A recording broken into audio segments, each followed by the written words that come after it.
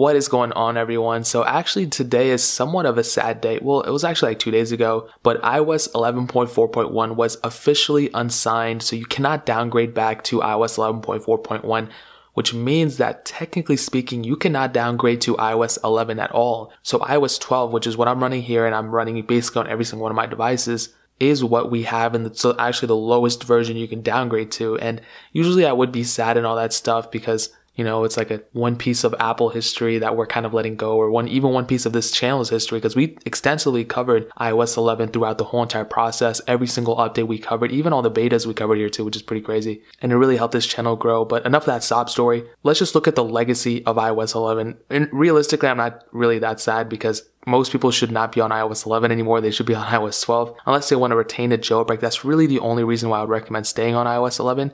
And in fact, this iPhone 6 is the only device I have that is still on iOS 11. And that is because I do have a jailbreak on it. I have Cydia and all that stuff, but I don't think it's actually works anymore. I don't know. Where is Cydia? I don't even know where that's at. Maybe I have to re-jailbreak it, but this is the only reason I'm even on iOS 11 on this device. And as you guys probably know, I'm not a huge fan of iOS 11. So this one's still on iOS 11.2.5, dude. I might as well just resell this, honestly, guys. What do you think, dude? Should I just resell this and make like $30,000 off it? I'm just kidding. I won't get that much. Like I said, let's take a look back on the legacy of iOS 11. So I kind of want to go back. You know, when it first released, I didn't have the iPhone 10 as a daily driver. It was actually not even around when the iOS 11 was released. I had the iPhone 6s Plus at the time as a daily driver, and I didn't have too many problems with it. I was running iOS 11 on my other devices before I officially installed it on here, and I liked it, honestly, in the beginning I liked it on my iPhone 6 and on my iPhone 5s, because at the time I didn't have the newer devices to test on, so I didn't see what the problems were. And because in the beginning I'm talking like early betas, I think even the official version, maybe like a week after I installed it finally. And I just kind of just went with how I based it off the knowledge of the iPhone 6 and iPhone 5s, and I figured they were all good. But it actually was not the case. They were actually very buggy, too many bugs in them, and it was just not really that good of an experience in my opinion.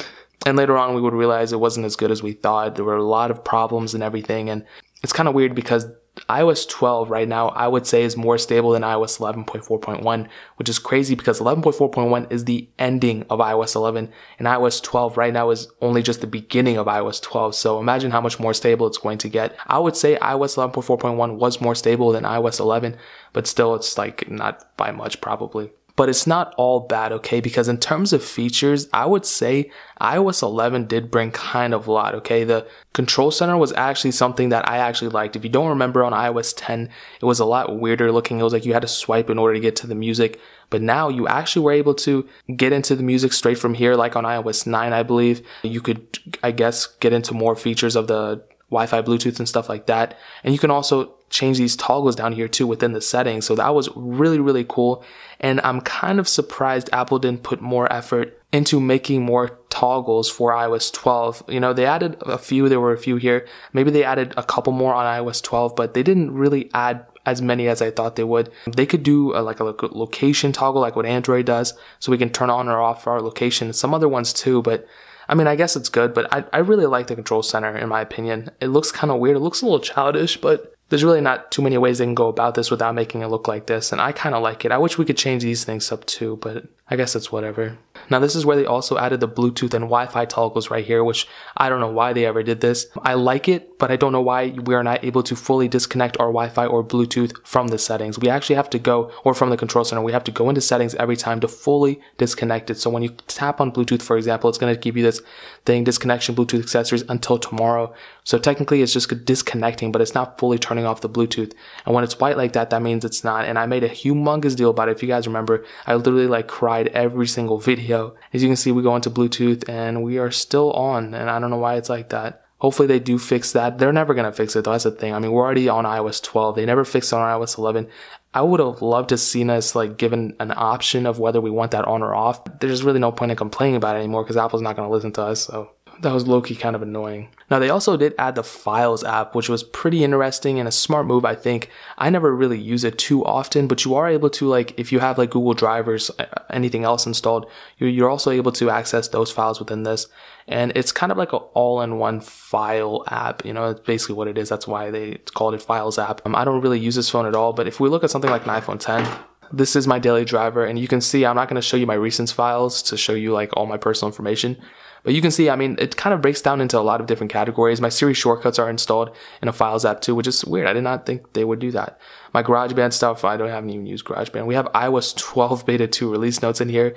But as you can see, it kind of breaks things down for you. And if you click locations up here, it'll show you a lot of different things. Now, I do have Google Drive, I thought, but I guess I don't.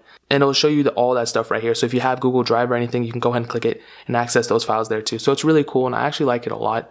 I only use it really when I'm downloading games for my emulators, so like Game Boy Advance. If I click here, sometimes these games are still installed on that Files app. So I just go from the Files app, export it into the Game Boy for iOS, and just go from there. But I like it. I don't think they're utilizing it for the full potential. I think they're going to start going and really pushing it on iOS 12, hopefully. Just because I didn't even have it installed on here for a long time, and that's why it's on the third page. I don't really use it that often, but I mean, it's important and I like it a little bit.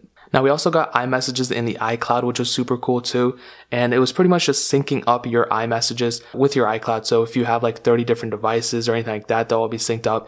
And if you delete a message in your iMessage on this phone, it'll go ahead and delete it on your MacBook or anything like that.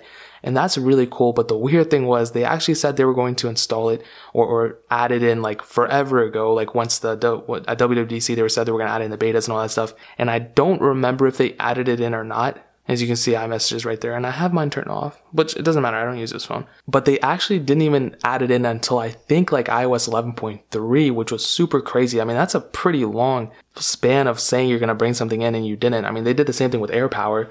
They said they were going to do that. Like, I don't remember WWDC or the iPhone 7 event or whatever, but they never did. And I think they're totally dismissing it, and I don't think they're doing it. But iMessage in the iCloud, at least they added it in. They also added AirPlay 2. I don't use AirPlay at all, but I know people who do, so you can now, I guess it's better synced up or something. But again, they didn't add those two things until like months and months and months into iOS 11, where they said they were going to add it in. I don't know if they officially said they were going to add it in the beginning, but they said they were going to add it in. I guess they were true to their word. And it actually might have been iOS 11.4 that they added in, but either 11.3 or 11.4. And I just think that's pretty crazy. But iMessages in the iCloud is super cool because if you break your phone or anything like that, if I go and drop this phone, if I crack the back like I did on this phone, all you have to do is make sure that your phone is synced up with the iCloud through iMessage and you're good. And I think that's one of the more important features of iOS 11 that they eventually added in. Now, another super amazing thing they did within iOS 11, you guys probably don't even know, is screenshotting. So not actually screenshotting. So you take a screenshot and you see that little thing right there, that little icon. If you tap on it, you can actually get into a little like window of just like editing it a little bit, very slight editing. You're not going to be able to like Facetune your face or anything, but if you want, you can go ahead and like, let's say you got to send something to your mom or your dad or something. You can be like, hey dad, look at this thing, this thing right here. And you can go and straight up just send it from here. And if you only want them to focus on that part, you can go ahead and sync it down and go from there. Now this phone, like I said, is running iOS 12, but this feature was added on iOS 11. And let's say I want to send it, I go ahead and click share. And you can go and send it to whoever you want to. And also you're able to delete it. So if you click done, it gives you a window. Do you want to save to photos or do you want to delete to screenshots? I'll just say delete it because I don't really want to keep it. So after you send it, you can go ahead and delete it without even storing it on your phone. And that was super awesome. And I think also that's one of the more important features of iOS 11. That it's a tie between that and iMessage and the iCloud. But I definitely use the screenshotting thing way more. So I'll probably give the benefit of the doubt to the screenshotting thing. That's more important. And maybe, I don't know. And also brought a lot of stuff to the iPad as well. Now, unfortunately, this iPad is on iOS 12 and you can't even see the screen, but it did bring quite a bit to this device. It brought the drag and drop. It actually brought in the dock, so you can actually multitask a lot better now. So let's say I went there and I want YouTube on this side. I can get YouTube on this side and this on that, and then like use Safari while doing that. And I'm praying to God that they actually implement this on the iPhone XS and XS Max, or just the XS Max, some type of split screen view that's just like on the iPad. Because imagine using your phone and using Safari on one side and YouTube on the other. I mean, you can probably get a lot of work done. And also they brought in gestures in it too, so now you can go and swipe it up. But like I said, this is on iOS 12, but usually the control center was right here too, and I actually kind of like that a little bit more, but it is what it is. And honestly, I think iOS 11 was really good on the iPad. I know it really wasn't that good on the iPhones. On every iPad I owned, I really didn't have too many problems with it. I've been saying that since like the first beta I installed on it. Even though this is a different iPad, I had like an iPad Air 2, now I have an iPad Pro. I barely even use this thing. I should probably do more reviews on it, like more iOS reviews, but I mean, I think iOS 11 was pretty decent on the iPads. It just really wasn't too good on the iPhones. And I think that's where I want to end it off. It wasn't perfect. iOS 11 wasn't perfect. It really wasn't even that good. But I think in terms of features, it brought a lot. Will it go down as one of the best versions of iOS? Probably not. But will it go down as an iOS version that brought a lot?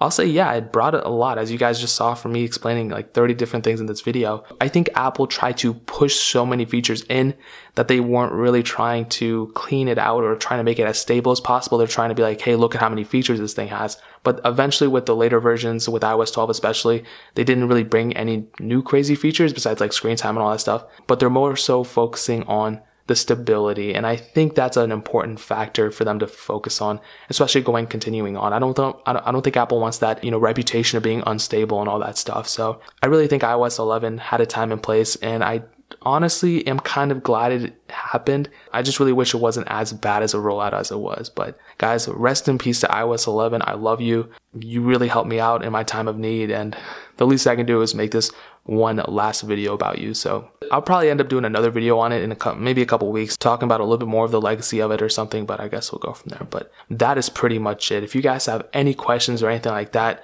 leave it down in the comment section below. Hit that like button if you enjoyed the video, but definitely hit that subscribe button. Every single subscriber we get really does count, so it means so much if you guys could hit that. Also check out the other links down in the description as well. My Twitter, my Instagram, my second channel. I do a lot more iOS reviews on my second channel, like the Plus variants, the 6S Plus, 7 Plus, 8 Plus, all those phones. I also do like battery tests every once in a while and some other iOS comparisons and some Android videos here and there. So definitely check that channel out too. Links down below. But more importantly than everything else, I love every single one of you guys. Hopefully I'll catch you guys in the next video.